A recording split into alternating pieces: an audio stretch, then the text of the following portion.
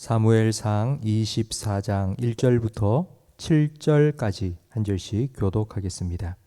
사울이 블레셋 사람을 쫓다가 돌아오매 어떤 사람이 그에게 말하여 이르되 보소서 다윗이 엔게디 광야에 있더이다 하니 사울이 온 이스라엘에서 택한 사람 3,000명을 거느리고 다윗과 그의 사람들을 찾으러 들염소 바위로 갈새 길가 양의 우리에 이른즉 굴이 있는지라 사울이 뒤를 보러 들어가니라 다윗과 그의 사람들이 그 굴 깊은 곳에 있더니 다윗의 사람들이 이르되 보소서 여호와께서 당신에게 이르시기를 내가 원수를 내 손에 넘기리니 내 생각에 좋은 대로 그에게 행하라 하시더니 이것이 그날이니이다 하니 다윗이 일어나서 사울의 겉옷자락을 가만히 베니라. 그리한 후에 사울의 옷자락 뱀으로 말미암아 다윗의 마음이 찔려 자기 사람들에게 이르되 내가 손을 들어 여호와의 기름 부음을 받은 내 주를 치는 것은 여호와께서 금하시는 것이니 그는 여호와의 기름 부음을 받은 자가 됨이니라 하고 함께 읽습니다. 다윗이 이 말로 자기 사람들을 금하여 사울을 해하지 못하게 하니라. 사울이 일어나 굴에서 나가 자기 길을 가니라. 아멘. 다윗은 사울 왕을 피해 엔게디 광야에 숨었습니다. 이렇게 도망다니면서 광야 생활을 한 지 몇 년이 지났습니다. 광야는 아무것도 없는 곳입니다. 광야에서는 할 일이 없습니다. 직장도 없고 직장에서 부르는 호칭, 과장님, 부장님, 목사님, 장로님, 권사님 이런 호칭도 필요 없습니다. 광야는 아무도 없습니다. 가족도 없고 가정도 없고 가장으로서의 책임을 질 필요도 없습니다. 광야는 목사로, 남편으로, 아버지로서가 아니라 그냥 한 인간으로서 나를 만나는 시간이고 한 사람으로서 하나님 앞에 서는 시간입니다. 살아가면서 우리는 한두 번쯤 광야를 만납니다.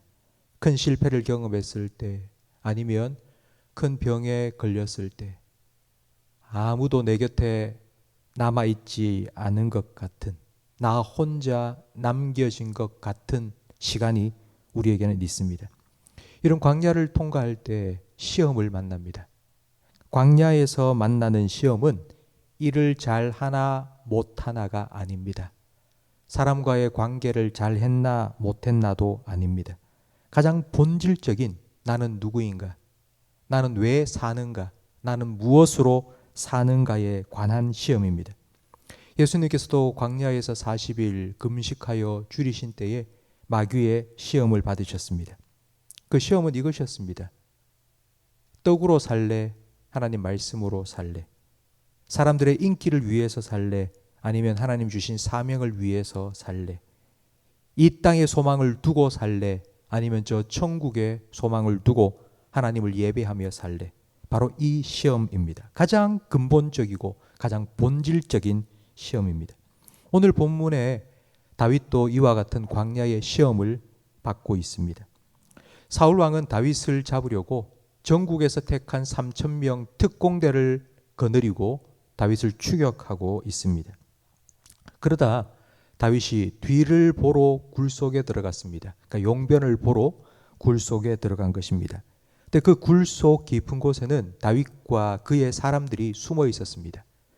밝은 곳에 있다 어두운 곳에 들어오면 잘 보이지 않습니다.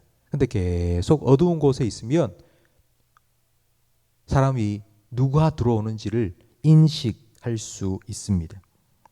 원수는 외나무 다리에서 만난다는 말처럼 이제 사울과 다윗이 딱 만나게 되었습니다. 다윗과 함께 있던 사람들이 다 이렇게 말합니다. 하나님께서 당신의 원수를 당신 손에 맡겼습니다. 하나님께서 주신 절호의 찬스입니다. 원수를 갚을 수 있는 기회입니다. 사울을 죽이십시오. 다윗이 그때 이렇게 말합니다. 6절 말씀에 자기 사람들에게 이르되 내가 손을 들어 여호와의 기름 부음을 받은 내 주를 치는 것은 여호와께서 금하시는 것이니 그는 여호와의 기름 부음을 받은 자가 됨이니라.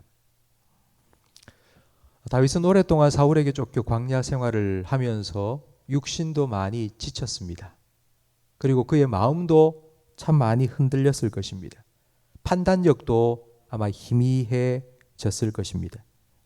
이런 상황에서 다윗은 조금만 마음을 다잡지 않았다면은 사울을 죽이고 싶은 마음에 그의 행동이 따라갔을 수 있습니다.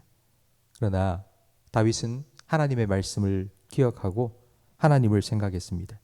내 감정이나 내 느낌이나 내 판단이 아니라 하나님의 말씀, 하나님의 기준, 하나님의 원리를 따라 생각하고 행동했습니다. 사울은 하나님께서 기름 부어 세운 하나님의 사람이다. 그래서 내가 그에게 손을 댈 수 없다. 하나님께서 알아서 하실 것이다. 사울 왕이 자기 장인 어른이었기 때문이 아닙니다.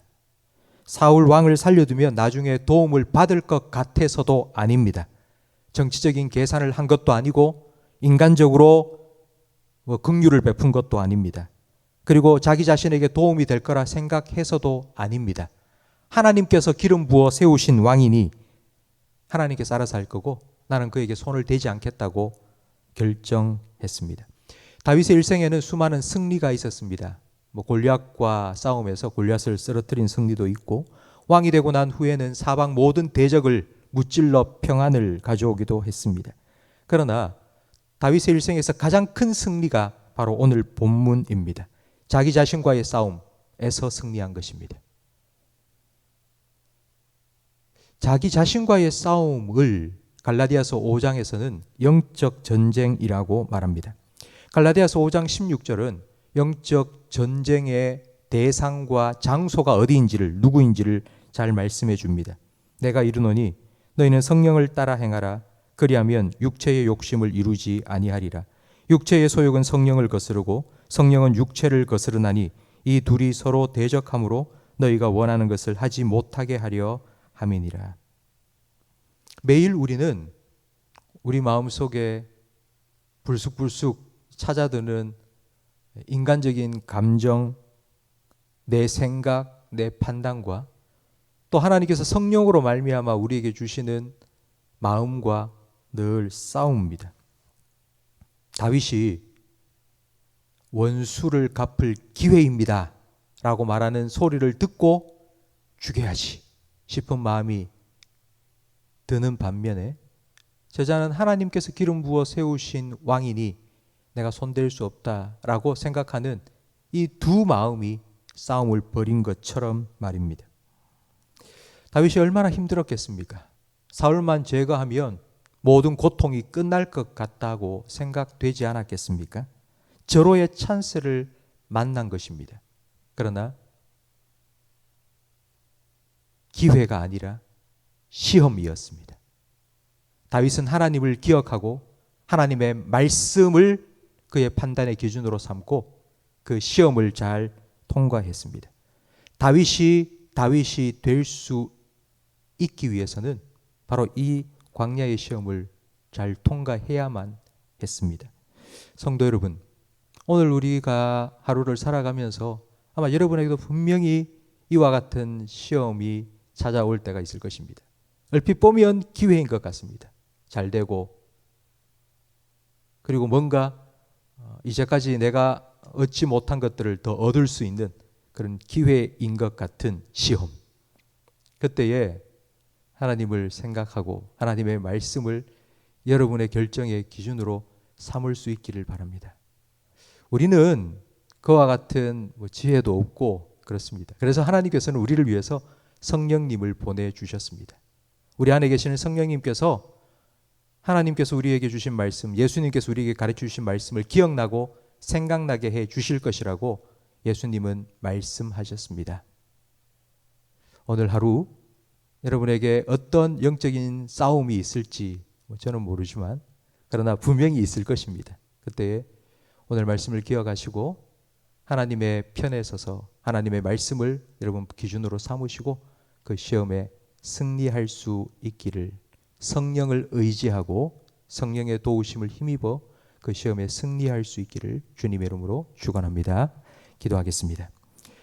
하나님 아버지, 영적인 싸움에 나가기 전 먼저 하나님 앞에 나아와 하나님 주시는 말씀의 전신갑주로 무장하기를 원하는 우리 모든 성도들, 주님께서 말씀의 전신갑주 입혀 주시옵소서. 다윗이 사울을 만났을 때에 사울을 죽일 수도 있는 기회라고 생각할 수도 있었지만, 그러나 하나님 앞에서 하나님께서 기름 부으신 왕이니 내가 손대지 않겠다고 결정했던 것처럼 하나님의 말씀으로 성령으로 우리를 도와주셔서 우리 마음속에 육신의 소욕과 성령의 소욕과의 영적인 싸움에서 승리하게 해 주시옵소서. 예수님 이름으로 기도합니다. 아멘.